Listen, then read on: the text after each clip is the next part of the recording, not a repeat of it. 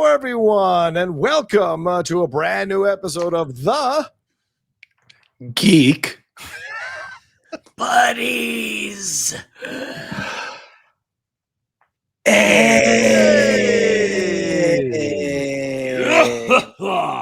As you're going to find out from Michael's voice, he has started the Mother's Day festivities a little early, already screaming for his mom and drinking and having a great time celebrating motherhood. And of course, the three of us are celebrating Mother's Day weekend, sending a lot of love to our respective mothers and any mothers who are watching or listening to us, and anyone and all of you who've come from mothers. We send you love as you're celebrating this weekend. I think you can say that, right? I think that's fair to say. Yeah. We want you to party like a mother.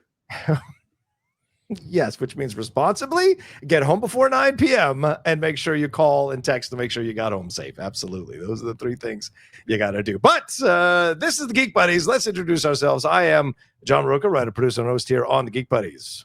I am Michael Vogel, writer and producer of animated TV shows and movies, and I lost my voice at a work event, which sucks because these two waited an extra couple days to talk Andor with me, and I'll be goddamned if I'm not talking these Andor episodes, so you guys are just going to have to deal with me sounding alternatively sexy and like a frog.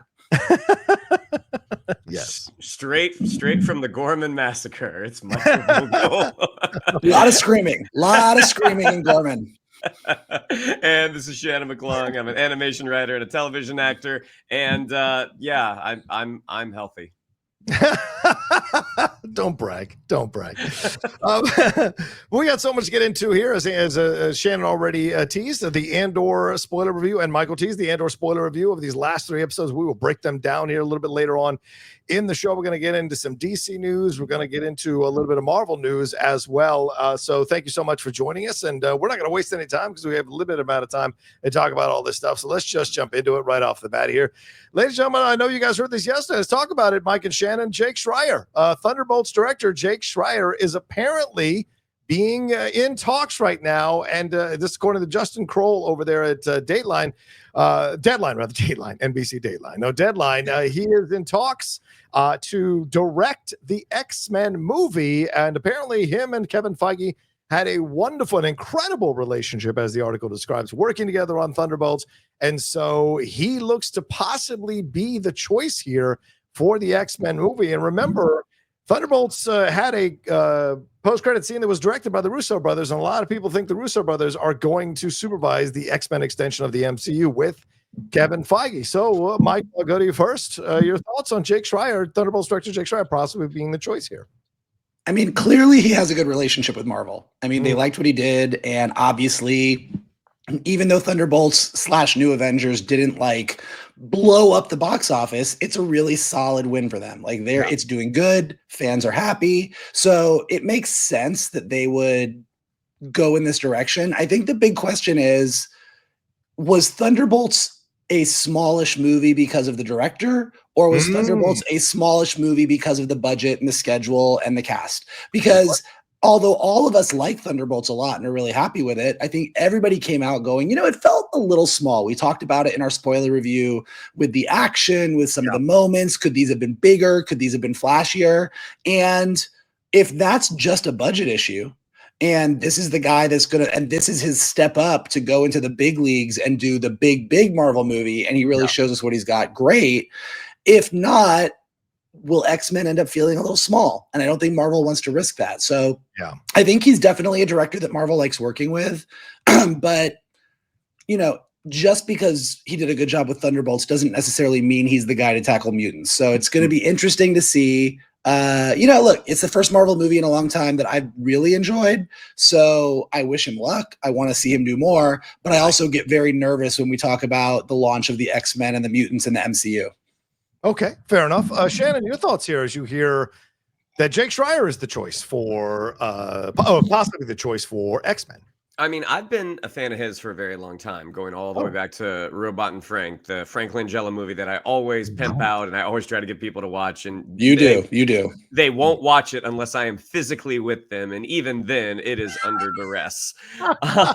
But I feel like the ensemble that he managed to juggle, despite the Taskmaster issues, was which a lot of people don't have an issue with. I mean, I was one of the few people apparently.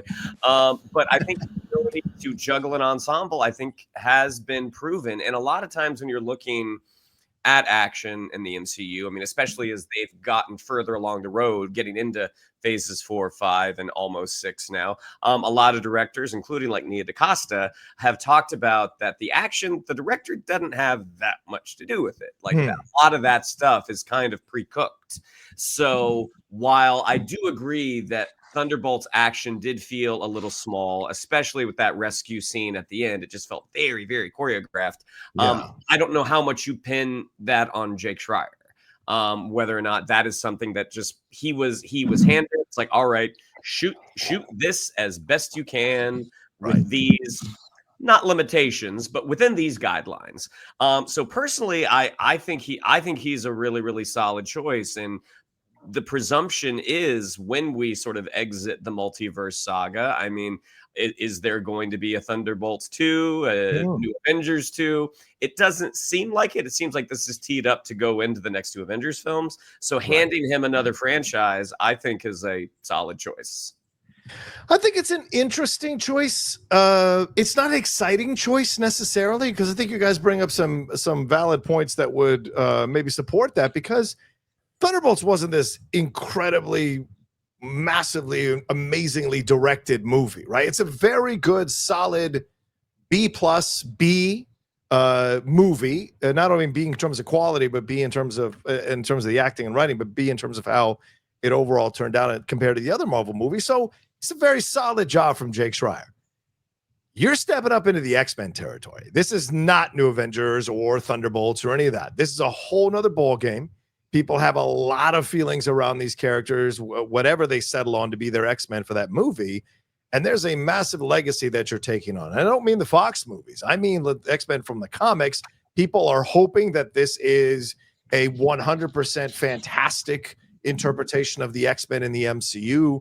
So you would think they'd want to go with a director who's got a bit more flash, a bit more substance to the stuff he's put out, right? And so I do think he's a solid choice. He's probably going to deliver a good movie. But you think about Ryan Coogler, or you think about these other directors who are out there that could have possibly come in to do X-Men, and you go, okay, we could have had this. That being said, I do wish him well. I hope he knocks it out of the park. I'm cheering for him. I want him to do incredibly well.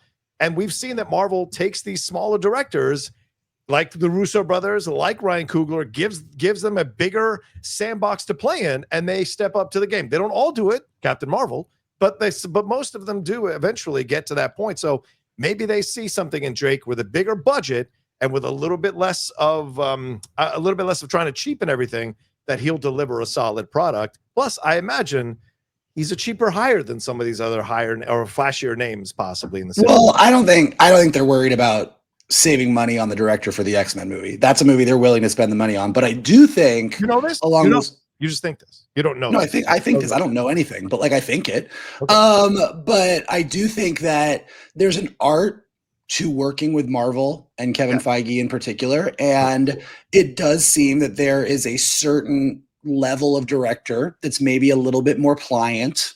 Yeah. That Marvel really enjoys working with because they get their way. And I think that he may, and I, again, don't know at all, but Thunderbolts turned out, everyone's happy. Kevin Feige connected the universe, start New Avengers.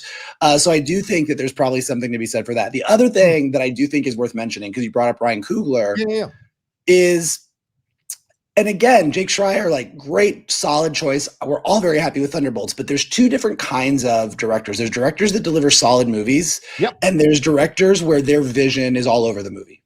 Ryan Coogler, James Gunn, Taika Waititi, you can just go down the list. Greta Gerwig is one.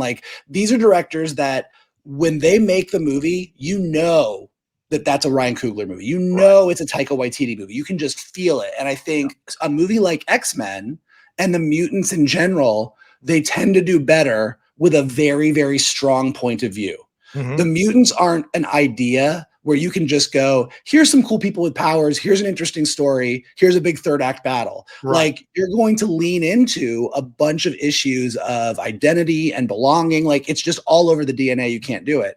Right. That's one of the reasons why queer people tend to do better X-Men movies and X-Men content, or people of color. But like, when you look at the movies that where they really nail the mutants, whether it be Bryan Singer, whether it be Bo DeMayo, like whatever, I do think that a strong point of view is important, and remains to be seen what this strong point of view might be. Yeah, I mean, I think the way he handled mental health, Shannon, was good in Thunderbolts. Certainly, there was a point of view there. To take Michael's argument here, there was a point of view there, and it was certainly well handled for the MCU. Right, they didn't go too deep into it and explore it, but certainly the X-Men. There's a lot of drama. There's a lot of soap opera with the X-Men. There's a lot of bullshit. Yeah, that as well. So I wonder if they really think they maybe held him back a little bit because of the budget. They had to pull the reins on him a little bit because they could only do so much. Maybe, and from what all the reports are here from Justin Kroll's report, is that he's a massive X-Men fan, very knowledgeable about the X-Men comics, and actually pitched an X-Men movie to Marvel, which was how he got on their radar. So maybe they believe that with the right backing and look, the Russos themselves were once guided by Feige. So maybe those three guiding Jake Schreier as a up and coming independent director jumping up into the big time will be a good formula for them. I mean, I think when you talk about that point of view, I mean, when you watch a series like Beef on Netflix, which I believe the writer Lee Isaac Chung, who I think did some rewrites on Thunderbolts, if I'm remembering correctly. Right. Jake Schreier did 6 of those episodes. I can't remember if that was the entire series, if it was 8. Good point. But I think he does. I think he does have a point of view. I don't think it is maybe as flashy as some of the other projects you've mentioned. Right. And they really snuck in the mental health thing with Thunderbolts. I mean, when you look at the marketing, that Jake Schreier is not well known enough to have sort of an aesthetic. But I think when you look at Beef and you look at Thunderbolts, they definitely feel like spiritual cousins. That's fair. So the idea that he could bring something to the X-Men, I think, is very possible. Okay. All right. Is there anyone else you guys would have liked to have seen maybe get a shot at this? I mean, we've said Coogler, he was rumored for quite some time. Is there anyone else you guys think would have been really cool to see if they had named them as director? Anybody you had kind of in mind? No. Okay. I mean, I think one of the go-tos is like a Jordan Peele. Sure. Jordan Peele is an exciting director. He does have his style, the way that he does things. He's never done anything on the scale of a huge action film. I mean, they have been scaling up. Like Nope is certainly bigger than Get Out. But that's the only name that kind of pops into my head. A name that would have made people sit up, and whether the sitting up was for a positive or a negative, we have no idea. But that is someone that I think would have gotten tongues wagging. Yeah, that's for sure. So, all right. Well, we'll see. What happens with the Jake Schreier situation. We'll keep tabs on it, and I'm sure around the corner we will get some official casting notices. I imagine, as now that they've possibly settled on a director, and the fact that he's turning down work in other opportunities, other offers, that makes you think that he is probably the choice, and they're going to work out a deal here. So, we will see. All right, well, let's stay in the world of comic books and let's move on to this. So, Shannon, do you want to take it away? Oh, wait, actually, no. I want to ask you guys one real quick question. This is a bit of a curveball. This week, there was a report from the Wall Street Journal talking about Kevin Feige and Marvel Studios and his 10-year plan with the mutants. Do you guys like this idea that he has got a whole, once again, in one of these Feige legendary 10-year plans that's going to be really focused on the mutants? Does this excite you or does this make you nervous? Because, we've seen how the last 10-year plan went. Do you think this is more PR? What do you guys think? I mean, I think it's definitely PR. I mean, Well, I fair, think yeah. I think coming off the kind of rough ride that the last two phases have been, and luckily, closed it out on a bit of a high, that Yeah. you want to assure your audience, and I imagine you want to assure your stockholders, like, hey, yes, the past few years have been a bit bumpy, partly because some of the creative decisions we made, partly because of things that just happened in the world that were outside of our control. So Right. we want you all to know going forward, did we try to do too much? Yes, we've heard the criticisms, we've taken them in, and going forward, we have a new 10-year plan. As far as 10 years worth of storytelling from the mutants, that's easy. Yeah. And the advantage that obviously the MCU has that the Fox films didn't is you have the world outside of the mutants. You have heroes outside of the mutants. How do they interact with these heroes? How do they interact with these antagonists? It seems like there is a very full mine of material from which they can pull from. All right, fair. Michael, your thoughts? Yeah, I mean, I'm kind of like, say what you want about the state of Marvel, and say what you want about Kevin Feige as a person, and is he great to work with directors? Do directors feel like they're constrained by him? There's a bunch you can say. He's good at the thing that he figured out how to do. Yeah. He is good at figuring out telling these epic stories, and he's good at it because every other studio that's tried to do it can't make it past 3 movies. Right. Like DC was like, oh, we see what they're doing, we're going to do this. They didn't do it. Now James Gunn is like, well, I'm going to do it. I'm going to do it in a different way. We're going to see how all that goes.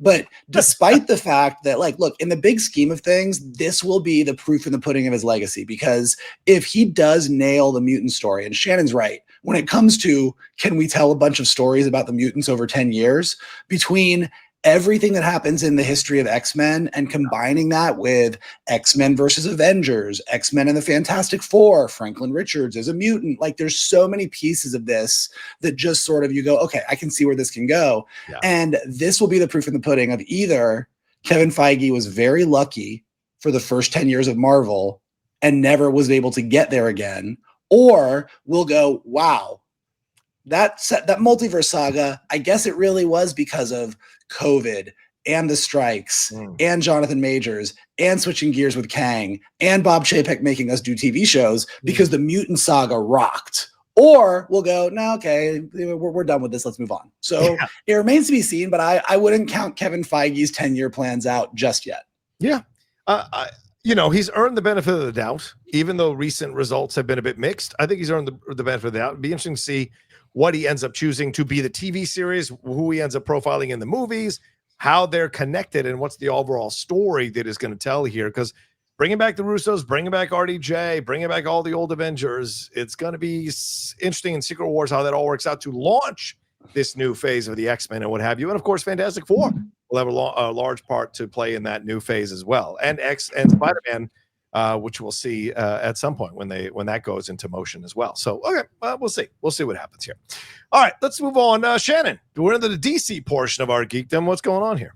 We got trailer, because there's a lot of stuff to talk about, and there was only one big trailer that we really want to discuss, and that was our first look at Peacemaker Season 2. So this is one of those projects that when James Gunn and Peter Safran were announced as the new heads of DC, we knew a Peacemaker Season 2 was coming. How it was going to connect to everything, that was kind of the big question in the air. James Gunn did say this is going to connect. This has Superman connections. This is going into, our new DC universe. And it's like, but you were kind of with the other one. How does that work? We still don't totally know, but we do know there are cast connections, and that Frank Grillo makes his first appearance here as Rick Flag Sr., or rather his first live action appearance, where he has suddenly lost that silver hair that he had in Creature Commandos, which I know is scheduling. Yeah, I know. We see that Nathan Fillion's Guy Gardner's in there, Isabella Merced's Hawk Girl, Sean Gunn is there as Maxwell Lord.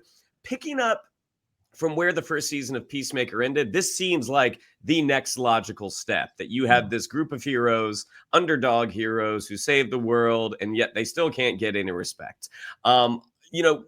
James Gunn's Peacemaker series, it's funny, and this trailer is filled with laughs, and there's also some surprisingly heart-filled heart-filled moments as well. But I will throw it over to you gentlemen first. We're going to give Mikey a break. Johnny, what did you think? What did you think of our first look at Peacemaker season 2? Yeah, I mean, my reaction is up on the channel now. I liked the trailer. I didn't like the opening. I got to be honest with you. I'm not sold on Sean Gunn as Maxwell Lord. Doesn't do a thing for me, but I'm seeing it out of context. So I'm creating space to be wrong when I go see it in the movie, see if maybe it works. But I didn't like that. Man, Nathan, that's not Guy Gardner. I know what he's doing, but that's not Guy Gardner. Isabella, though, that was nice to see. I enjoy her, loving her in Last of Us. So I get that Gardner's a douche, but he's got to be kind of a likable douche.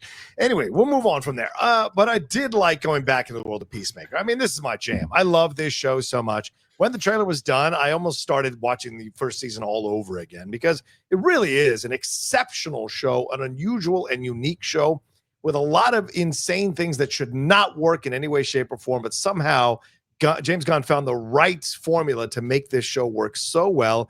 And you're right to point that stuff out, Shannon. Like, each of them clearly is on a journey after the events of season 1. They're questioning where they belong. They're questioning their confidence, which is kind of meta because James Gunn is now fully taken over DC. So how many of these characters are going to stick around, not stick around? How many of them are going to be part of the overall story? I mean, we ended season 1 with Momoa and Flash showing up. So is Momoa going to have a cameo as Lobo? I don't know who's going to be showing up here as part of Peacemaker. But his journey as well, and them coming together as a team. And what does James Gunn do well? Bringing together disparate people to be a team. It may say Peacemaker, but this is clearly a team that is being formed here who's trying to find their way through this. And you've got Tim Meadows coming in playing a role I've never seen him play, which I think is pretty funny, some of the comments he was making in his scene. So I like that there's this energy. And what's Rick Flag's role in all of this? Obviously revenge for his son, but he's not going to kill Peacemaker. So what's that conversation going to be like? What are those battles going to be like? I'm really curious to see. So I came away from this one really liking it by the end of the trailer. And also, we saw some more of those little pocket dimensions where we get to meet a multiversal Peacemaker, which I have on good authority. This version is actually a cardiologist. He goes by Pacemaker. Mikey, anyways. Nope. Nope. John spoke just long enough for me to think that. That's what I get. That's what I get for being long-winded. Mikey, Guy Gardner, douche or likable douche? Go. Guy Gardner is not a likable douche. Guy Gardner's a douche. Eventually you love him, but I don't mind seeing him right off the bat being a piece of shit, which he was. But I do agree about Sean Gunn as Maxwell Lord. So I'm really curious. I think a lot of that depends on what this version of Maxwell Lord is. Like what he's giving us in that trailer is not the Maxwell Lord that if you read Justice League International or you read all of the Maxwell Lord going villain, like he's not any of those Maxwell Lords. So we'll see. I mean, I'm open to, I think he's a character that you can reinterpret and do things with. So I'm open to see where it goes. But I did like opening up the trailer right off the bat with the Justice League International. Like, you get right away that we are very, like, it was a smart move because despite the questions on how fuzzy we're going to get between season 1 and season 2, they pretty much right off the bat in that trailer say, okay, Peacemaker wants to be in the Justice League International. This is the team. This is who it is. We're in this world. They're going to be in the Superman movie. We get it. And then, you know, having Rick Flag show up after seeing him in Creature Commandos and be like, okay, this is Rick Flag. He's in Creature Commandos. He's in the new universe, but his son was in the old universe, but we're going to be okay with that because it's going to be the thing. So there's a lot of geek squinting that I think geeks on the internet are going to rip apart and say, this doesn't make sense. This does make sense. I can't believe they did that. This is stupid. This is going to confuse people. But I think what the trailer also does really well is it reminds us of all the characters and all the things and all the humor that we loved about the first season. So although we will sit on this show and go into great detail about, well, it was this, but then it's this, and this is on this, and Amanda Waller was this, but this was that. Like, we'll do that. But if it's still as funny as season 1 was, and those characters are still as heartfelt as they were in season 1, which the trailer makes me believe that they are, then I'm down for another Peacemaker adventure. And at the end of the day, if it all works and it makes me smile, I don't really care. I don't need that. Like, I don't care. Like if at the end of season 1, Peacemaker really wanted to be in the Justice League, So you had Aquaman and Flash show up and say, who the fuck is this guy? And the beginning of season 2, he wants to be in Justice League International, and you got Hawkgirl and you've got Guy Gardner, and they're laughing at him. You kind of go, okay, we switched out the characters and we did a little bit of fuzzy math, but the tone is the same and his wants are the same, and it all basically works. So I think that we will rip those things apart, but all in all, like John said, it made us feel good. Like, I laughed. This trailer was funny. I like, yes, this is where James Gunn's specific type of humor in a superhero universe works great. He took a character that I could have given 2 shits about, and when they said they were going to make a Peacemaker series, I said, why would you do that? It's fucking dumb. And I can't wait for season 2. So in this pocket, how the rest of the DC universe goes, we'll see. But in this pocket, it's working for me. Yeah, it's looking like they didn't have to change much. I do think James Gunn said in an interview, like, the only thing that really kind of hamstrings the first season is the fact that they had that tag with the Justice League, and that he sort of lightly alluded, like, that really wasn't my call. Like, kind of had to put that in. And really, at this point, it's a fuzzy memory. Maybe they were there, maybe they were not. But I think the main thing that I want to, not my fault. Blame those guys. I think the main thing that I want to see in the second season is them not to change that opening credits with the opening credits song, despite the fact there are some characters in there who didn't live and wouldn't make it to the second season. But in any case, Peacemaker season 2 comes out August 21st on Max, about 6 weeks after Superman. So this will be a very interesting time for the burgeoning DC universe. And speaking of DC, 2 quick stories here, gentlemen. This one here, Clayface has gotten a new writer. This broke yesterday that there is going to be a rewrite of that particular film here by screenwriter Hossein Amini, best known for writing 2011's Drive. Mike Flanagan, of course, wrote the previous version of the script. So is this something that just happens and it's no big deal, or is this yet again another project that may go the way of the dodo, or maybe in trouble here if they're already doing what was rumored to be massive rewrites on this initial script that apparently caused them to greenlight the movie? So, gentlemen, go ahead, Mikey. Well, I mean, the Flanagan script that because they made such a big deal. This is a great script. This is a great script. I don't know exactly what happened, but if for reasons that we don't know, whether it's legal reasons, schedule reasons, whatever, they needed to do the rewrite, but they just loved the underlying idea that this concept for Clayface was so great that even though they got to rewrite it, they're like, we're going because this is gold. Maybe it is. Who knows? I just still have a lot of questions about James Gunn's choices. And again, maybe he's brilliant. Like, maybe once this all happens and we see it, we're like, listen, we just said it. Yeah. I thought a Peacemaker TV show was a stupid fucking idea. And here we all are talking about how excited we are about season 2. So, like, who can say really, would you have ever thought in 1,000 years that a live action TV series about Oswald Cobblepot would be like a critical hit way beyond comic book people? Right. So like, you never know. And so if there's a fucking great Clayface idea, Clayface is a concept, we get what it is. Like, he changes shapes. We want to do body horror with it. Like, I can see where that could be a thing. Again, it gets into just like with the Peacemaker conversation about the one side of it, which is, well, there was the Justice League and now it's the JLI, and where does it fit? Like, there's a giant, what the fuck is going on with Batman's part to this equation that kind of annoys all of us. But the truth is, if a badass Clayface movie comes out and it is wild and it's kind of scary and everyone's like, I gotta go see this in a theater, then it's a win. Yeah. But it remains. But I do think that if I were other people at Warner Brothers, I would definitely be looking at some of James Gunn's choices and I'm like, well, we're gambling on this one. We'll see what happens. What about you, Shannon? Does this indicate any trouble, or is this just standard stuff?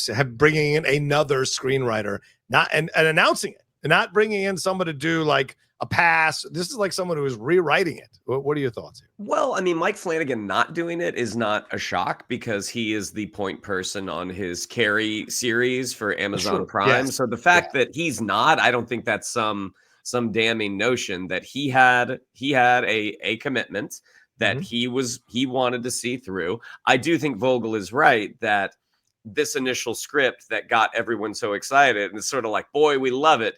We're gonna bring someone in and change everything. I do. That can be. That's a bit of a turn, but okay. Hossein Amini, that's kind of. So he's the credited writer on a few episodes of The Alienist, that Daniel Bruhl show and Luke Evans show that that first season I thought was pretty good, and he was the credited writer for a few episodes of the first season. He's also one of the credited writers on Obi-Wan Kenobi, which for me, that show really underdelivered. And I don't know if it's necessarily the writing. I think there were a lot of poor directorial choices made, perhaps with a different person behind the camera. Maybe some of these action scenes and choices like hiding a child under a trench coat, like maybe that would have made a little more sense. But at this point, I think we're probably not going to find out anything for sure, which Vogel alluded to a few weeks ago, until probably August. Maybe September, once Superman has come out and if it has made all of its money. I'll tell you, if Superman does gangbusters, we're so excited about Clayface. This is going to be great. We're starting with the villains and we're going to lead up to stuff. James has got it all figured out. It's a great plan. And if Superman is a bomb, it's going to be like, whatever happened to that Clayface movie? I think you remember that? 100% correct. Yeah, to me, it speaks to more of them trying to readjust here and figure things out. They've taken some punches on the chin here recently with some of the decisions and some of the moves, some of the things that have stopped happening. So, look, you want to get a good movie out, right? So bring in a credited writer, strong writer. And, I don't think I'll give it more credit for Alienist. I think Star Wars is probably a lot of people coming in and making changes and Filoni and doing different things to it. So I'll give it more of a pass on Kenobi. So I love Drive. And I like what he did with the Alienist. I agree with you, Shannon. I like that first season. So I'm curious to see what he's going to do, and I'd like to see. It seems like it's going to have a bit of a harder edge to it, more than just the horror stuff, which I kind of like throwing in there as a possibility. The other thing we got to get your thoughts on, gentlemen, is this situation going on with Matt Reeves. The rumors are starting to grow louder and louder that he might be off the Batman Part 2. Of course, we know that behind the scenes, we've heard through a number of sources, certainly my connections with Jeff, but other people as well who are scoopers and have their nose or their ear to the ground, that there is some personal stuff that's going on behind the scenes with Matt Reeves that no one wants to really reveal because it's not their place to reveal it. And that may be affecting the situation. Jeff alluded on the hot mic that if he doesn't get this thing going by the end of the year, they may take him off. But now Production Weekly has not listed him as the director. Some people have pushed back and said no one's been listed as director of the Batman 2 on Production Weekly, but a lot of these sites are picking it up. And that makes me feel like this is a situation that is slowly coming to pass. And there's a lot of rumors and whispers behind the scenes from people who are connected to this that may be that this is possible, that Matt Reeves will be moved off to Batman Part 2. So do you think it's all bullshit, or do you guys think there is a lot of smoke, which may mean there's some fire here? Mike? It's not bullshit. Yeah? Like we're at a point now where you're like, I don't know what's going on, but you can't tell me nothing's going on. Right. Like between the length of time that it's taken to get this script figured out, which and again, this is not, if he's dealing with personal stuff, he's dealing with personal stuff. Right. That's way more important in the big scheme of things than whether we all get another Bat movie. But I mean, at a certain point, you just have to go, look, realistically, this is crazy. Like this is a crazy amount of time. And then you add to that the James Gunn, the Brave and the Bold, the James Gunn being like, I'm working on a secret movie. We're doing the Brave and the Bold movie, but I'm working on it with a special writer friend of mine that I can't reveal. And like, there's just so much stuff going on over here. And as we've said countless times on the show, I think the concept of two Batmans happening at the same time is everyone's like, yeah, it's going to be fine. It's going to be great. And you're like, no, it's not. Like it's really not going to be great. And so there's just so much going on that when they're like, no, everything's fine, Matt's working on it, it's all good. You're like, no, come on. Something is up. And at a certain point, you do have to call a ball. And what I really wonder, actually, what makes me the most curious about this is if none of the other Brave and the Bold, Batman, Damian Wayne stuff existed, Right. Even if this was supposed to be in its own universe, away from what other stuff, like, I do think at a certain point you got to go, Matt, we love you, but we gotta go, and you would just replace, and we'd still get the Batman 2. What I really wonder is, at what point do you just go, okay, well, this works out fine for us. No Batman 2. Right. And we're going full-fledged with Brave and the Bold, and we're casting Glenn Powell as Bruce Wayne, or like whatever the fuck you're going to do. Yeah. And you just run with it, because you're like, all right, well, this Batman went away. That movie is just going to exist in its own little bubble. People loved it. We'll never see more. Maybe it just continues on TV with more seasons of the Penguin, but we're doing this with Batman now. So in a way, I would imagine that there might be some people behind the scenes at Warner Brothers on the executive side that are like, guys, this might work out for us. Yeah. And so that's the other piece of it that I wonder about. I wonder about those conversations that are happening. Yeah, and maybe they say, Shannon, like, we can't go forward with Batman. This was Matt Reeves' vision. Matt Reeves' and no one else can replace Matt Reeves, and we respect that Matt might want to move on, and so they'll cancel the project. And then, yes, as Michael said, it might just line them up to bring a new Batman in, and that'll be that. And Colin Farrell, if they do put that Sergeant Rock thing back in motion in 2026, is already on the other side of the DC situation. But yeah, what do you think here, Shane? I mean, I think at the end of the day, we have a really solid Batman movie and an excellent series that followed it. Yeah, and a lot of times with a studio, if they really want to do something, and with a particular artist, they will only wait so long, right, until they eventually have to move on. I mean, you know, they talk about that, like with Benedict Cumberbatch on Doctor Strange. Like they pushed the entire production schedule because that's how bad they wanted him. Because he was doing a play on the West End, I think. If that play had been extended and he said, you know what, I want to see this through to the end, would we have gotten a different Stephen Strange? That's very possible. I mean, I don't have a subscription to Production Weekly, so I don't know if the director is listed on there. Right. But I think there is, where there's smoke, there's fire. The source of that fire, what the fire is, we don't know. We may never know. But the directing a film is an arduous task. And if someone is not able to devote 100% of their attention to it, the results can be disastrous. Yeah. So I do think Vogel is right that I think when you look at, we want to get a sequel out to this movie that did well, it didn't do as well as they wanted it to. And we also have this cinematic universe that we're trying to launch, and we really want this important character. I think there is a universe where, and you know, I feel like the three of us have said it for a long time, and we get yelled at in the comments. There's a universe where this movie just doesn't happen, and it is a result of a larger plan in place by the studio. Fair point. Fair point. Yeah, I didn't want to believe it, but the last couple of weeks, I'm starting to feel like this is really going to happen. And man, it's going to be a hell of a PR bomb that they're going to have to navigate and walk through the minefield of, because a lot of people love that Batman. A lot of people love it. So they're going to have to come out, and you know, WB and DC aren't really well known for walking through these minefields unscathed. So it's going to be interesting to see how they respond to it. Well, speaking of explosions, let's move on to Andor. Andor season 2. Too soon. Episodes 7 through 9 here. Messenger, who are you? And welcome to the Rebellion. All of them directed here by Janusz Metz and written by Dan Gilroy here, as incredible work being done throughout these 3 episodes. For sure. And this one focuses on Gorman. We finally got the Gorman massacre and what happened there, the explosion between the Empire and the Gorman rebels, fueled by the Empire staging this thing. We had some beautiful moments with the Gormans there, and then some in terms of the singing, and then there was these massive explosions. Dedra found out, Cyril found out the truth about what was going on and had some issues with Dedra and how she'd been lying to him.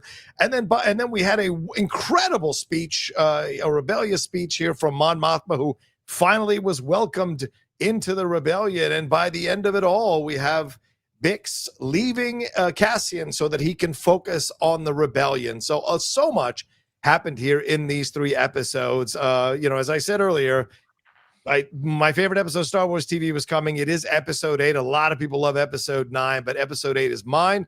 And I think these 3 episodes, I would put them on par with Rogue One or Empire Strikes Back, for God's sakes. There's just incredible Star Wars television. Mike, your overall thoughts real quick, and then we'll get into, and Shannon after, and then we'll get into the specifics here. I mean, yeah, you're right. I mean, these 3 episodes are, by a long shot, some of the best that Star Wars has ever been on multiple levels. This is from the opening shots of episode 7, where you finally are seeing all of these ships coming in to the temples on Yavin, and everything that happens, and the Force healer, and bringing Mon Mothma to Yavin, Bail Organa having a bigger role. As much as people complain sometimes, for those that do complain about Andor, that it just feels totally separate from Star Wars and that it feels like it's its own thing, we really saw in these 3 episodes a lot of elements of Star Wars that maybe we haven't seen as much in previous episodes of Andor really come in a big way. And to do all of that and have this really tragic story of what happens to the Gormans and have Mon Mothma's big speech that really just knocked the socks off the Senate. It was like thrilling. Like I mean, I know we were all texting about it as we were all watching it on Tuesday night, but like edge of my seat for 3 hours. I couldn't believe what I was watching. And I still can't believe what I watched. Like it really is top tier Star Wars, not just like, oh, this is the best that Star Wars has been on Disney Plus, but just straight up top tier Star Wars, full stop, period. Wow. Shannon, your thoughts here on these episodes 7 through 9 here from season 2 of Andor.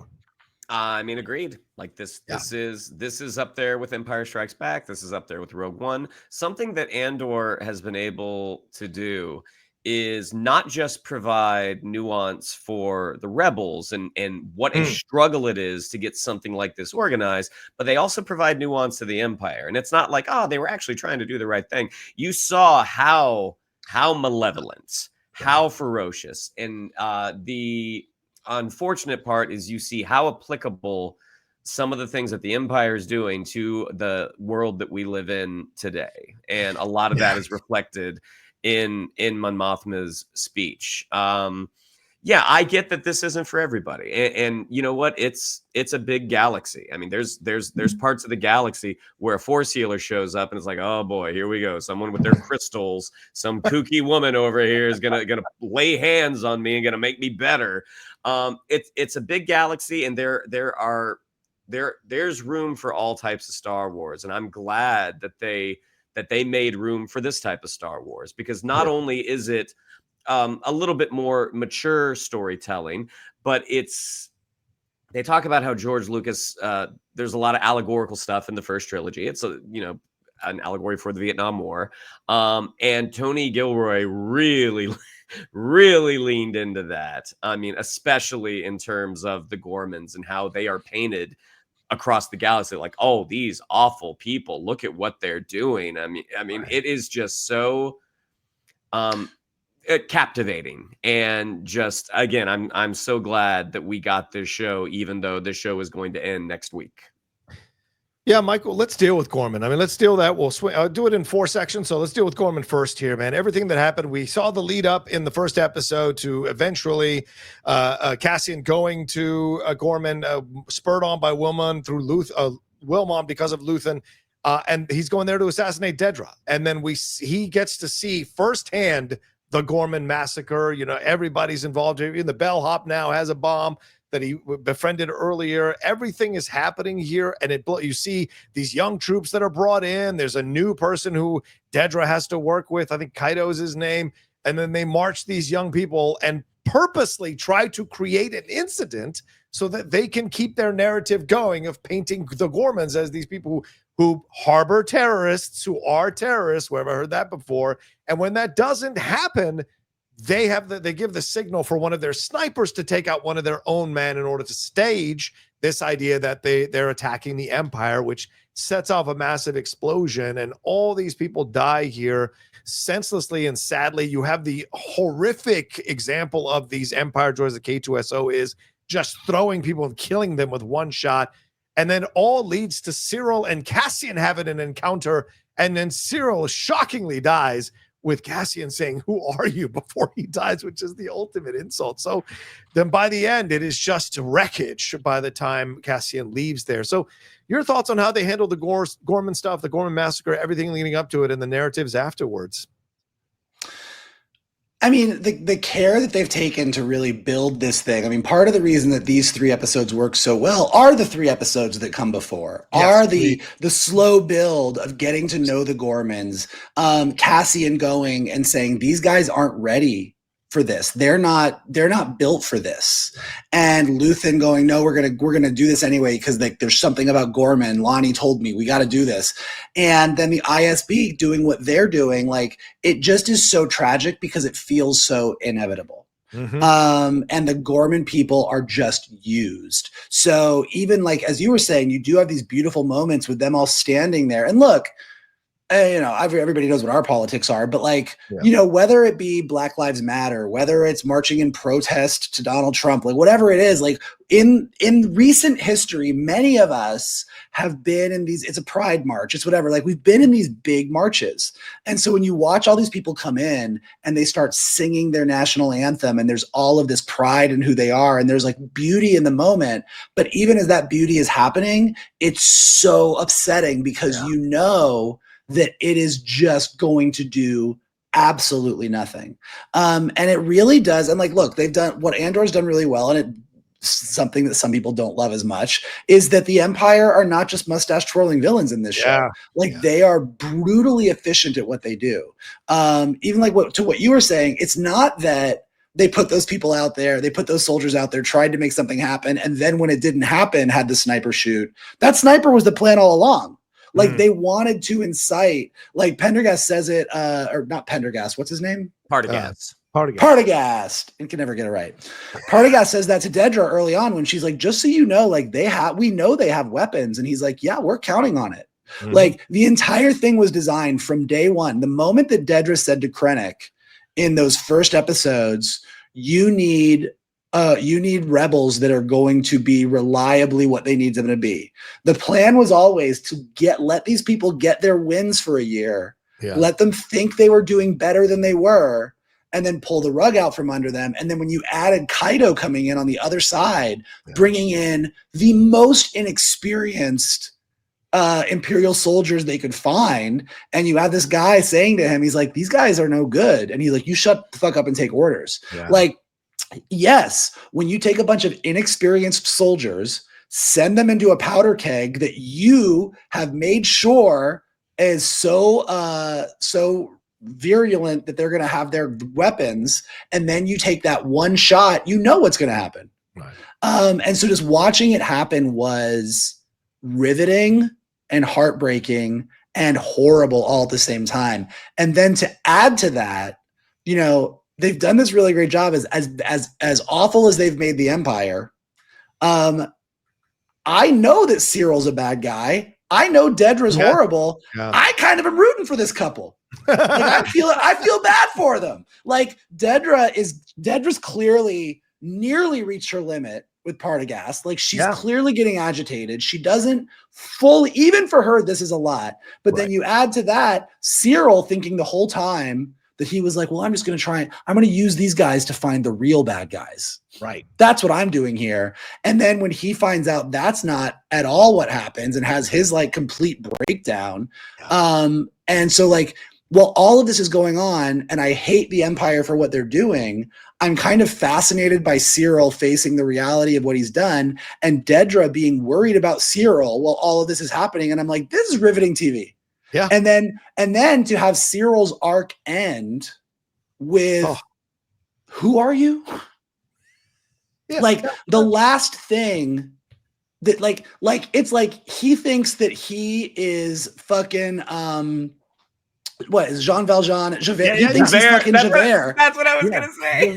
Yeah. He thinks he's Javert, and that Cassian Andor is his Jean Valjean, and it's this epic thing because he's so important. And for Cassian to turn to him and just be like, "Who are you?" And when you go back and watch it, right before Rylance shoots him in the head, even before that, he starts to lower the gun, and Yes. you just see the life go out of him because Yes. he's like, and then that's his final moment. Like, that is horrible.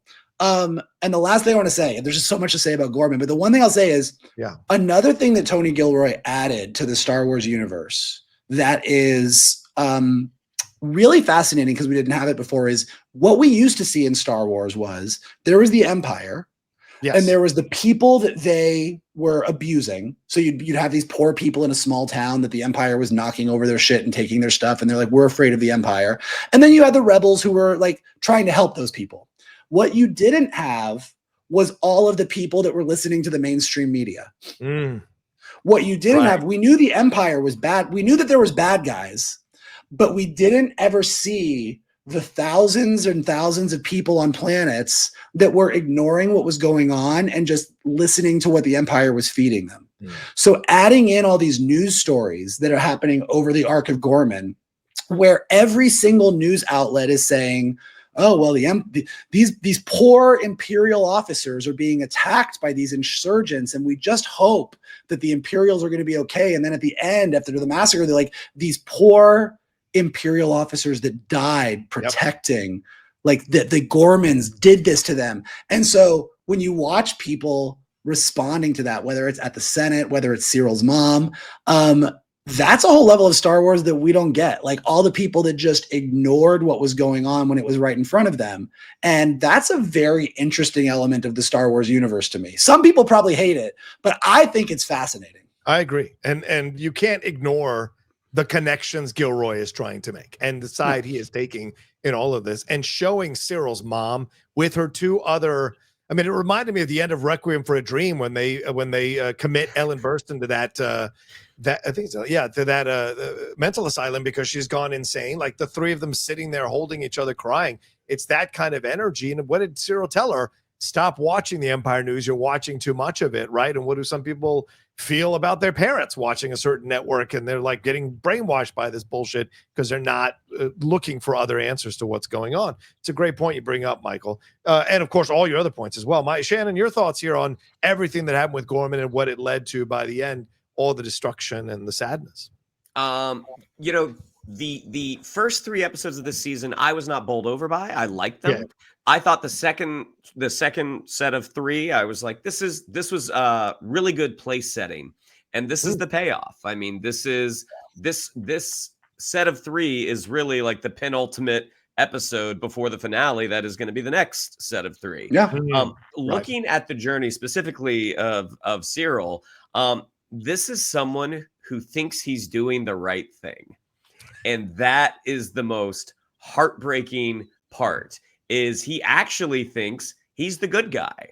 Yeah. He's not, he's harsh, but he's not vindictive. He's like, these people are breaking the rules. You're not allowed to break the rules.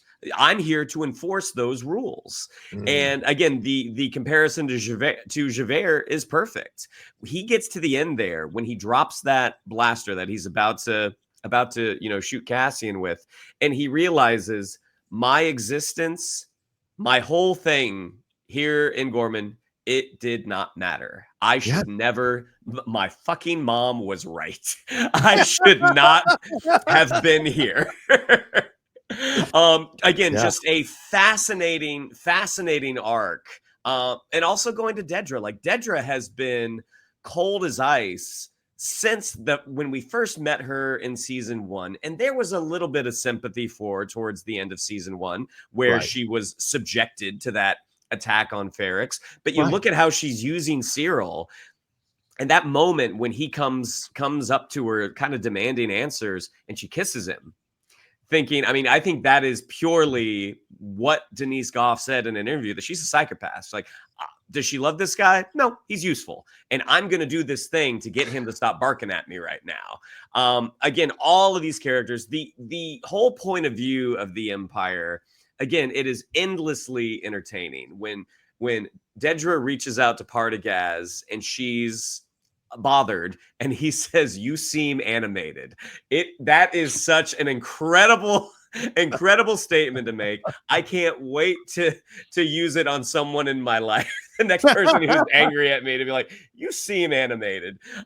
So again, the Empire has just been fascinating. And then when they unleash that, that fleet of KX droids, oh my God. What went from a really captivating action scene, because again, you are so emotionally invested, it just becomes, again, a massacre. Again, so well done. And the not the tag, but the conclusion of the third episode, where we see the proper introduction of the K2SO that we know, that was just beautifully handled. There's oh, go ahead, Mike. Good. I was going to say, like, the thing you said about Cyril, and it's along the lines of what I was saying, but I didn't really think about it until you said it, is the idea that, like, Cyril does think he's the good guy in this story. Oh, yeah, 100%. Like, Dedra knows she's not. Like, Dedra knows, like, Dedra's bought into the Empire. She's been behind the scenes. She's been behind the curtain. She's known the plan for Gorman all along. But, like, Cyril really, when you look at his entire arc, he's thought he's doing the right thing. Like, he is one of those people that has just lapped up everything the Empire has fed him. He really reminds me, like, when he was walking around there at the end in the destruction of everything that was going on, like, I was like, oh, this is someone that was really like full MAGA who went to the January 6th march and was like, oh shit, what just happened? Like, what's going on?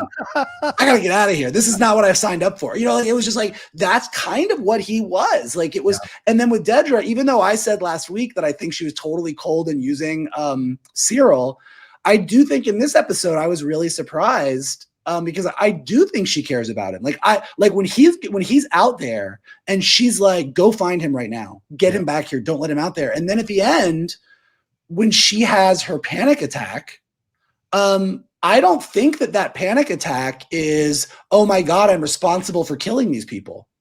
I don't think she kind of knew that that's what was going to happen. I mean, I think she probably feels kind of weird about it, but I think that panic attack is that Cyril's gone.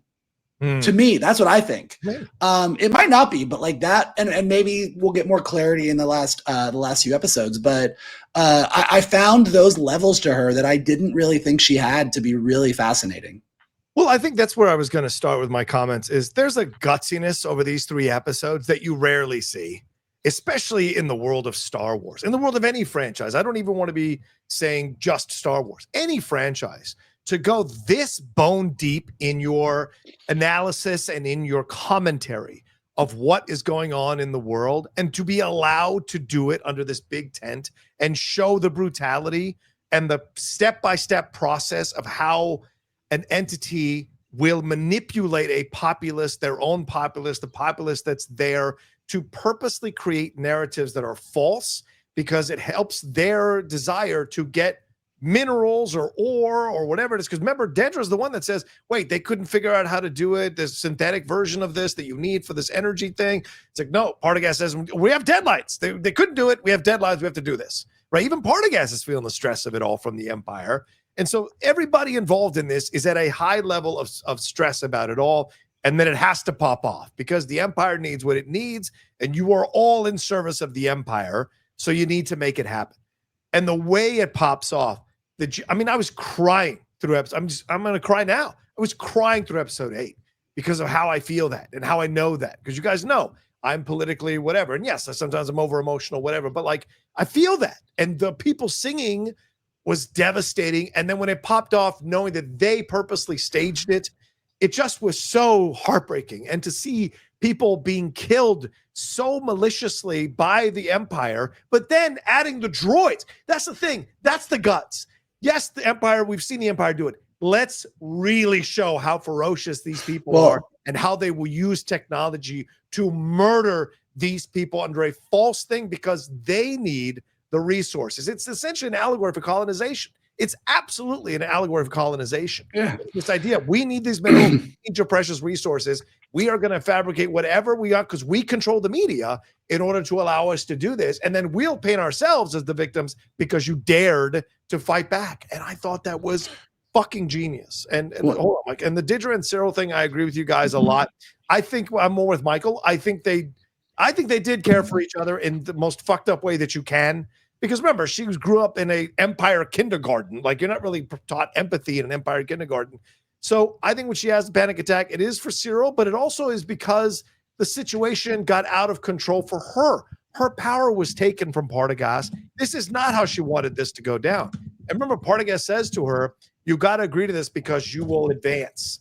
And so you see her have to swallow that. And she's not happy to swallow it, but she swallows it because to her, advancing is what it means. But then when she sees what the advancement costs, I think there is an element of the panic attack that is tied to what happened in Gorman, because it isn't the way she wanted to have it go down.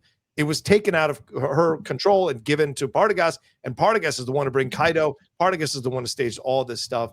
And Cyril, I know a lot of people went after Cyril online. It's like, oh, this is what you get for being incel. It's like, there's so much more going on with that guy. Fuck off. There's so much more going on that they're commenting on that I think is genius.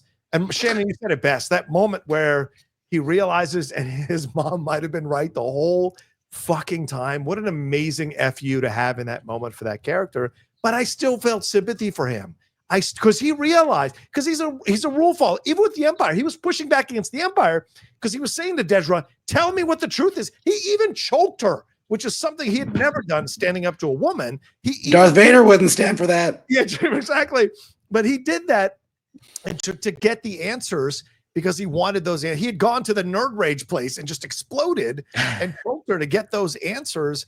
And when he realized that the Empire had been screwing him over and lying, he was in a state of disillusion. I think he would have joined the Gorman Rebels if they had survived this thing. And if he had survived himself, he'd have joined the Gorman Rebels against the Empire because of the lies that were told. So, Michael, you make a great connection that it's a guy who went to January 6th and was like, wait, no, this is not what I wanted. So, yeah, sorry. Yeah. Go ahead, Mike. He went Cyril Carnage. Oh, man. I mean, to everybody's comments on Twitter, you can be a nuanced character and you can still be an incel, because he does fit the bill in a lot of ways. I guess. Yeah, sure. But no, I was just going to say, yeah, look, well, the same with Dedra. Like, you know, you're like, sure, yes, she was raised in a Kinderblock, but like that doesn't change the fact. Like that's what's great about these characters. It's not the Jaime Lannister model. No, like Cyril and Dedra don't fall into the, oh, this guy's despicable, but now I kind of love this roguish guy. I'm really rooting for him. Right. Like, they've managed to make characters that are fascinating, that you somehow sympathize with a little bit. Yeah. And yet at the same time, you're like, these are bad people. Yes, agreed. Like, these are not great on varying degrees. The two things I was going to say about the whole thing. Yeah. Stormtroopers have never been scarier than they were in the Gorman scene. Oh, yes. And mainly because the idea that you basically lured all these people into protest, and then you have a bunch of stormtroopers come up behind them so that they cannot leave. Yep. They're surrounded. And then say, they're not dispersing. Bring out the KX droids. And you're like, yeah, because you're like, they're jammed in there. And the other thing about the KX droids, you guys nailed it about how terrifying they are, but particularly because when they showed the KX droids in The Mandalorian, when they showed like the Night of 1,000 Glass on Mandalore, where like they had all the KX droids just walking forward with guns and shooting. So like it was the KX droids, which was cool, but they were doing what stormtroopers were doing. They weren't doing what we saw here. No, like they weren't doing the I'm gonna kick this barricade and crush 5 people. Yeah. Like it was wild. It was wild. I loved it. I mean, it's tragic and it makes me sad, but I also really enjoy watching all of it. Well, and the thing, throw a woman at the wall and have her scream to her death. Like it was brutal. Yes. The thing that you pointed out, Johnny, about when they kind of let the droids loose, like there's a shot of that riot captain dead. Like you see him, and then it's like the Kaido basically kind of overlooks takes the lay of the land. He's like, all right, we've taken enough losses. Let's get him out of here. Let's clear this up. And also the whole Cyril thing, thinking he's the good guy. Yeah. He thinks in right and wrong, good and bad. Yes. Whereas 100%. The Empire, they don't think in a binary sense. They think this is what the Empire needs, and we will do whatever we have to do to get it. Yeah. Well, let's move on to episode 9 and talk about this incredible speech and everything that happened around this thing on Coruscant. And we'll swing back to Yavin 4 before we're done with the review, of course, with Cassian and Bix and all of that. But certainly here, episode 9 was a massive episode. And what was explored here, seeing Cassian being sent after what happened to Gorman, no rest for the weary rebel, being sent to protect Mon Mothma because one of the people on her entourage that was sent by Bail Organa is an ISB agent. And so we see how that all plays out. Erskine plays his role in all of this. And Mon Mothma is now very clear that she is a rebel after delivering one of the most amazing speeches. And they shut down they stop them from shutting down the feed. And then she gets her speech out, escapes out of there. But like, what an incredible episode in Wreckage and The Left Behind. But she gets out of there to deliver her speech. So what are your thoughts on that situation there, Michael? What'd you think of that?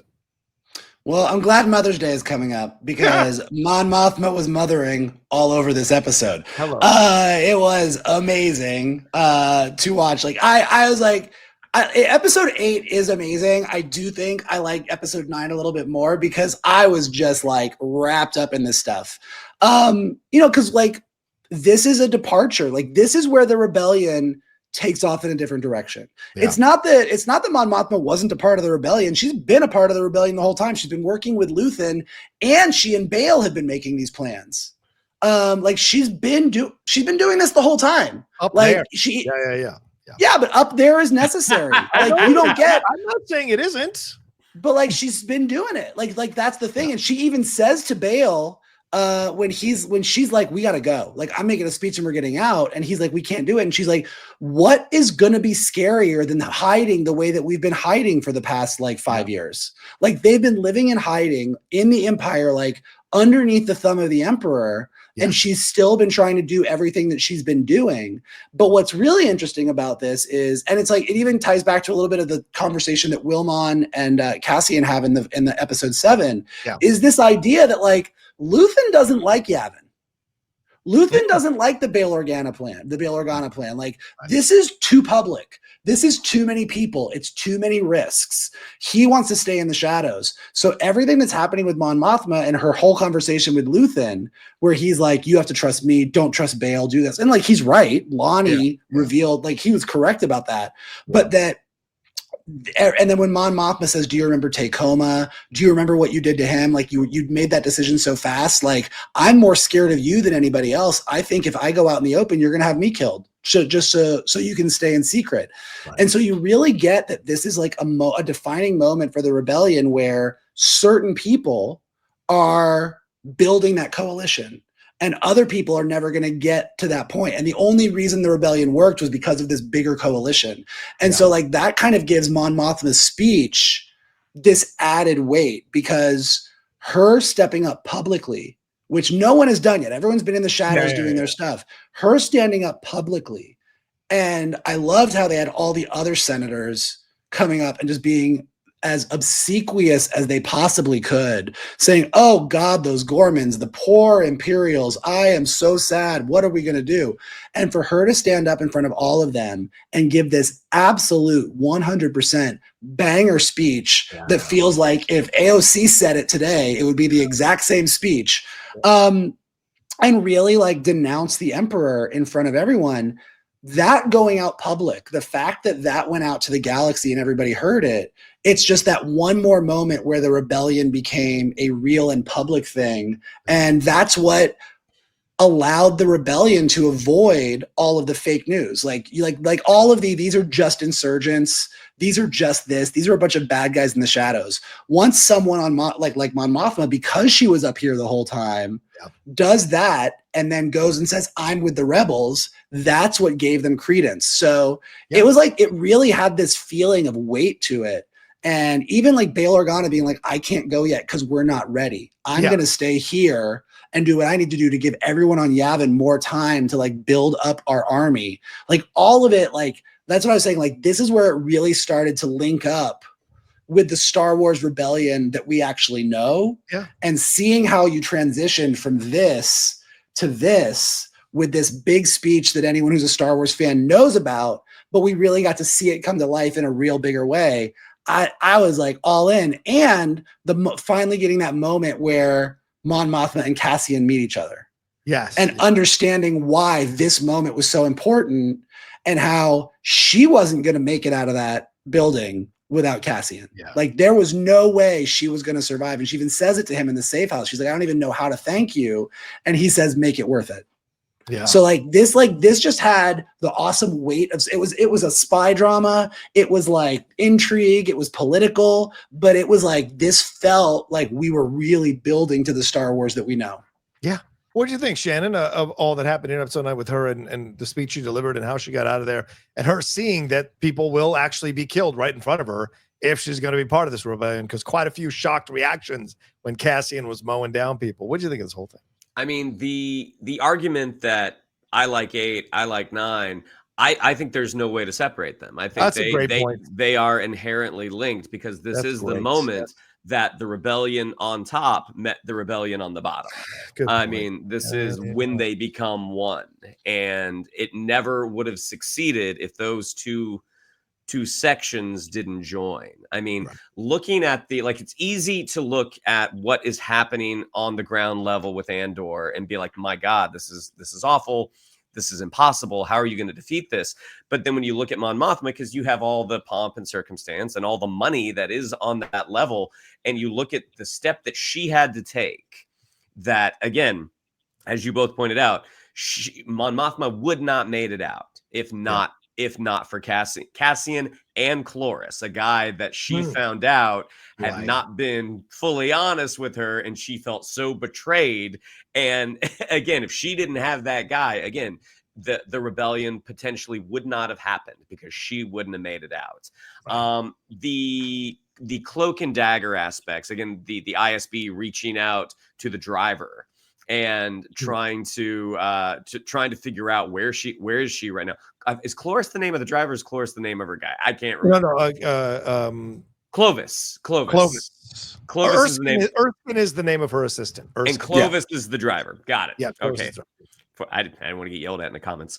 But looking at the moment that she's outside rehearsing and them asking, like, she hasn't come back? Would she have left? Nope, she wouldn't have done this. Her practicing that speech, and then Luthen coming up. I mean, again, the devil, and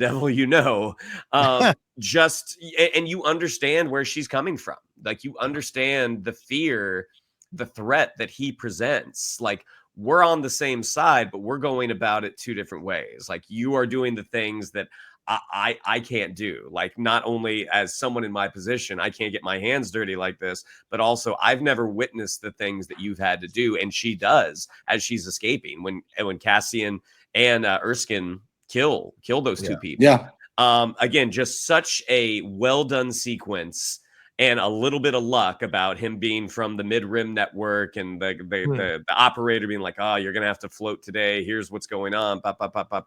And the moment that same operator is trying to basically shut down the power before her pod can go out, and she can address the rest of the Senate. Again, it is just so well directed, so well edited, so well written, so well acted. I mean, the episode is just a banger. And to close again with the proper introduction of a beloved character, chef's kiss. Yeah, I agree. And everything around it was great. The delivery of the speech was fantastic. And the intrigue of it all, as Michael, you pointed out, I thought was all well handled and perfect, just perfect in the way. And her speech, Genevieve O'Reilly's performance, delivering that speech, that is, you can argue, there are 4 great speeches in Andor now: Marva's speech, Saw's speech, Luthen's speech, and now this speech. And you can argue for yourself where they rank, but what incredible speeches, and the writing that has been in this series highlighted by those speeches and the performances of those actors. Did season 1 get any acting nominations? I don't remember. I Skarsgård? wasn't sure if Diego got nominated or Stellan got nominated, but yeah. But let's move on to Yavin. Well, we're running okay, go ahead, Mike. Sure. Okay. But I still want to say something. Yes, I know. I was saying we're running out of time before you jumped in. But go ahead. I do think Tony Gilroy.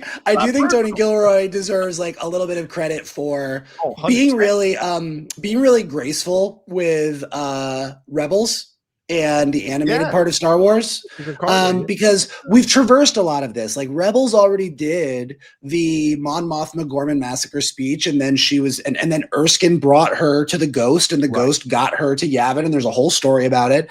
And a lot of times when you do a live action show that is higher profile, big names, big directors, they can just be like, we're going to ignore the cartoon. And particularly in this case, because we do hear some of Mon Mothma's speech in Rebels, but it's not the speech she gets here. Like they clearly were like, we want to write a better speech. And I think they did. But the way that they still sort of very nicely they got her to the safe house, but then they were like, well, no, you take Wilmon back. There's a bigger plan for her. We want to have her come in with Gold Squad. We want to do this bigger deal. We're going to rewrite the story. And they did this really great job of sort of winding it around the Rebels story so that they both sort of can coexist, which again, like a lot of times animation doesn't get that kind of respect. And I do enjoy that in the Star Wars universe, all of these pieces of the story are kind of treated as equal. Yeah, that's a great point, Michael. Again, it wasn't personal, but we got to jump into Yavin 4. Let's deal with Cassian and Bix and Wilmot, everything that happened there. Shannon, I'll go to you. What did you think of the opening here, and then the Force healer and the conversations Bix and Cassian about the rebellion, Vel showing up to help to talk to Bix after Cassian has gone to Gorman, and then later on, Bix writes a beautiful letter to say goodbye to Cassian and essentially push his boat out to sea because she doesn't want to be the excuse that he does not join or stay with the rebellion. So what do you think of everything that happened on Yavin 4 from beginning of episode 7 to the end of episode 9? I mean, I did not have a Dear Cassian letter on my bingo card for season 2, but the moment that it was happening, I mean, when he woke up, it's like, oh yeah, she took off. I mean, and it's rooted in that conversation that she has with the Force healer, the thing that he is kind of like, Marva didn't like these things. No, thank you. I don't want any part of this. But Bix finding out that their feelings for each other were an impediment to this larger goal. And Cassian is the type of guy who is never going to stop. So the only way to get him to stop is to remove herself from the situation entirely. This is the only way that he is going to be able to focus on this thing that in the grand scheme, the rebellion is more important than our relationship. Because if the rebellion doesn't succeed, a lot of people are not going to get the opportunities that they would get if you stay the course. So I thought that was all super, super well done.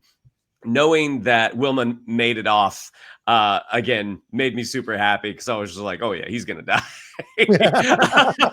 So I'm glad that he was able to make it to the end. And again, I don't think we talked about it, but is it Drina? Was that his Gorman gal? Oh, Drina? Yeah. That, and I know this is going back to Gorman, but it's connected to Wilman. So that speech that she gave at the end of episode 8, where she's saying like they are killing us. Like, oh my God, that was just so heart wrenching. And to Andor, to Cassian's heartbreak, as he's seeing this letter, reading this letter, and then he goes out on the platform, and it's like, the moment that he says, where basically where are the ships? Like they're gone. Like they left this morning, and then immediately have to go and confront this thing that was partly responsible for all of this death. And now he sees, oh, this is potentially going to really, really help us out. I mean, again, everything, it was just by the end of Mon Mothma's speech and them escaping the Senate, I was kind of like, I don't know what else you do. I had completely forgotten about K2SO at that point. But again, getting that introduction at the end, it was just it was a very nice bow on a neatly wrapped package. Yeah, Michael, interesting thing there. And great point, Shannon, for sure. And the idea that, look, he just saw Gorman get used for the Empire's purposes. He is now going to use K2SO for his purposes, and they're going to develop a friendship for sure. But what do you think of everything on Yavin 4, brother, from beginning to end on this? Yeah, I mean, I love the K2SO stuff because I'm just excited to see Cassian and K2SO together in this next arc. But I think, as much as the Gorman stuff is amazing, and obviously Mon Mothma's speech is awesome, I think people are sleeping a little bit on this whole Force healer thing because everyone's made a big, like Tony Gilroy and everyone's like, oh, when you watch Andor, it really changes how you see Rogue One, and it changes these things. And this whole thing where Cassian goes and is confronted by the Force healer who calls him a messenger and says, there's someplace you have to be. Like, there's someplace you have to be. And then she says to Bix, I think maybe you're where he needs to be. And as soon as she says that, Bix looks down, and Bix is like, it's not me. Yeah. It's not me. But then he goes to see Luthen later, and he gets mad at Luthen, and he's like, I'm making my own choices. And Luthen says, are you? Like, I've often wondered about it. Like, you were exactly where I needed you to be on Ferrix, and then Aldani, Narkina, and he goes down the list, and he's like, you're always like at the center of this. You're always where I needed you to be. And then he goes to Gorman, and this fucking bellhop says rebellions are built on hope. Yeah. And you go through all of this, and you start to go, and then he goes and saves Mon Mothma, and Mon Mothma's like, I wouldn't have survived without you. And you're like, oh, for a show that has no Jedi in it, and for a show that has no lightsabers, and we're not touching on the mystical side of Star Wars at all, you sure as hell came in here and basically told me that the Force is sending Cassian where he needs to be to make this stuff happen. And that Bix, who believes in this more than he does, goes, if the Force is sending you here, I'm not fucking with it. I'm getting out. And because we all know where this story goes and where Cassian ends up, like, you really do get, for the people that miss the mystical, mythological part of Star Wars, because Tony Gilroy is really into the grounded reality of it, he all of a sudden comes in with this arc and gives you a very Star Wars specific, Force sensitive story for Cassian Andor that I was not expecting, that I thought was really, really powerful. So I think in the big scheme of things, that's one of those things that now when he says to Jyn Erso, rebellions are built on hope, you're like, motherfucker, that Force healer was right. Like that, here we go. So I thought that was great. And then, yes, I think we all had our money on, well, we know Bix isn't in Rogue One, so she's going to die. That's going to be really sad. And Tony Gilroy was like, I bet you I can make it even more sad. Yeah. I loved it. And look, just like they built up Gorman, as you guys both eloquently said, through these last 6 episodes that lead us to 8 and 9, they also built up the Bix and Cassian situation through these episodes as well. Bix has said, I'm not your sister. I'm not your mom. You don't need to worry about me. Cassian has confronted Luthen about him going behind his back to talk to Bix without his permission. He's worried about Bix all the time. They went to go get some melons, and he flipped out on the grocery guy. You know, he's wound too tight about Bix. And I think she realized, and I think that the other thing people sleeping on, Michael, to piggyback on your thing, the conversation with Vel. I bet the conversation with Vel after the loss of Cinta and her saying, I stopped smuggling because I was getting reckless and I couldn't afford to be reckless anymore. Like, there was something here that maybe finally was the nail in the coffin for the situation and made the decision from Bix more clear for her. Like, no, he is a rebel. This is what he's built to do. I need to step out of his world. I love him, and we'll see each other down the road. And she also said, the last 3 episodes, she said, I don't want to give up everything if we're not going to win. So for her to do, that's her sacrifice for the rebellion, is she wants to win. Because she wants to win, because she knows how important it is. And so that was so well done. And I love the writing in this letter as well, and the way she delivered it. And I love that it was voiceover. And I love that she's honest. I wasn't brave enough to look you in the eye and say this, because I know I'd give in. I know you talked me out of it. That's how much I love you. So I have to do it this way. So I thought it was gorgeous. And Diego's reaction to it was so fantastic. Look, a lot of us have gotten broken up with. We don't usually get an eloquent letter like that. So the reaction was really good in how he went down.